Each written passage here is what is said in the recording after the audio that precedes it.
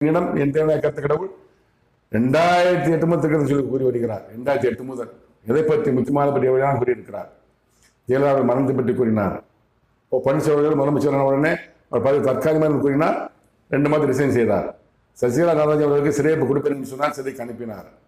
2021 தேர்தலில் எடப்பாடி பழனிசாமி தோற்றுவிடார் என்று கூறினார். தோற்றார்.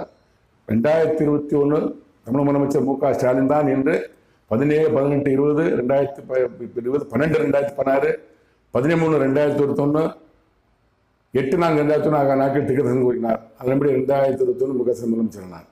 2020 கொரோனாவை வருவதை 2019 கூறினார். வந்தது 2020 அமெரிக்க டொனால்ட் ட்ரம்ப் அல்ல என்று கூறினார். அமெரிக்க அதிபர் ஆனார்.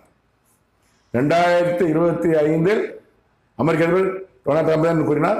அவர் அமெரிக்க அதிபர் ஆனார். விளாடிமிர் புட்டினுக்கு புற்றுநோய் வருவதை முன்கூட்டிய